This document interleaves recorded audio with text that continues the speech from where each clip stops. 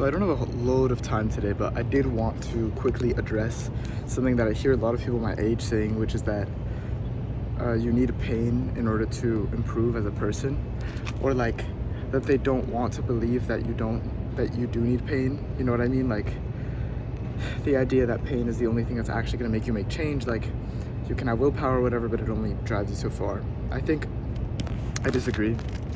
I think pain is strong. Like it's, you know what I mean? Like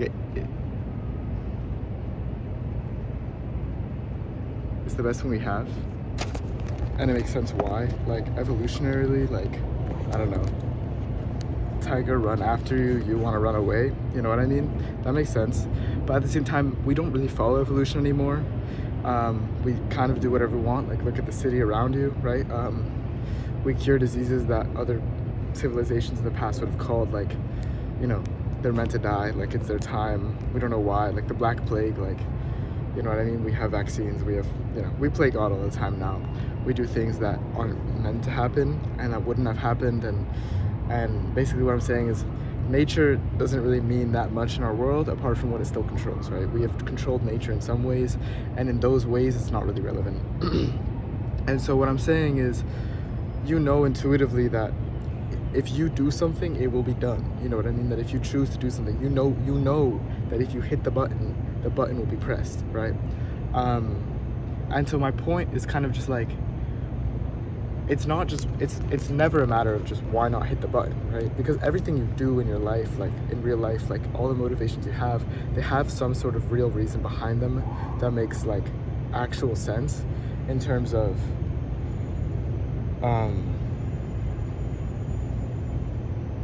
like they do make sense. There's reasons why you do things that are more than just because I wanted to, right? Like, but that doesn't mean that they have to be pain, right? And so when you want to do something, I think the solution, rather than to decide that today's pain is not worth it, or that you just don't want to do it, I think the best thing that you can do is force yourself to do it in some other way. So this might mean like using the people around you. This might mean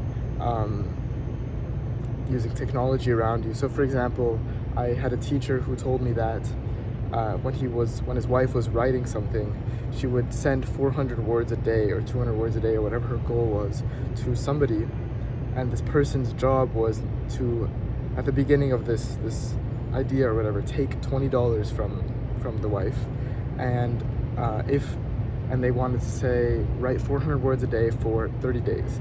And so if not every day 400 words were received, oh my god, I'm dirty.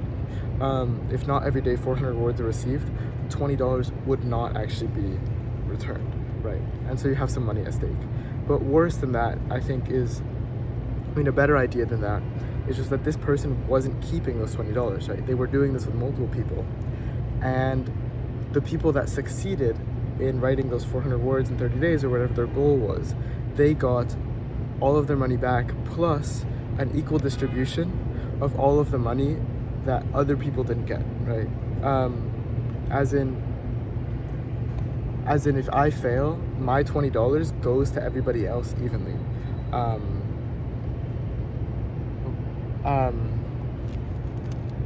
So yeah, so I thought that was really cool, because it's like you make money by literally just doing your job, because somebody will fail, right? If you have a system like that big enough, obviously that person has to be taking no profit, so it'll be a smaller thing between friends, but that's not the point.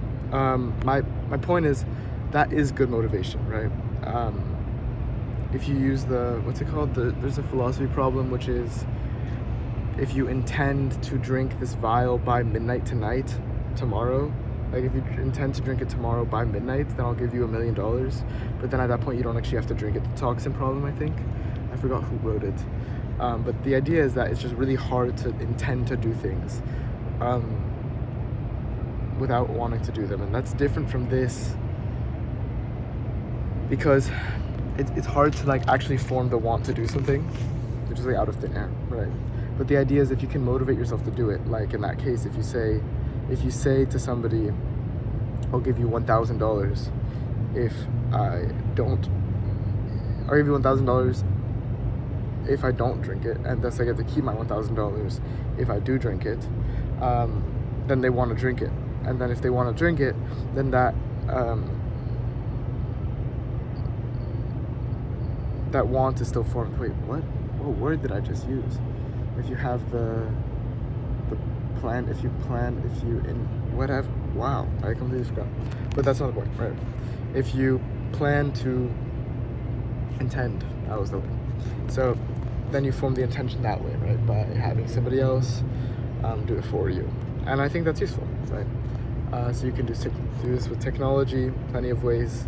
Have like reminders that yell at you. There's apps that remind you that you're gonna die, right? But the idea is that you don't need pain to improve, right? You don't need pain to improve. You need yourself to improve. And obviously, you've heard it before. You've heard it all before. But as somebody who's been hearing that around me all the time, I just think I'd rather believe this until proven wrong, which I really can't be proven wrong. I think I have improved without pain. I think it's just, it comes and goes and it's less constant and it's a different type of improvement. It's a different type of motivation. It's a different type of work. But I do think that it's possible. But anyway, until next time, I hope you agree or disagree or have thoughts. See you next time. Bye-bye.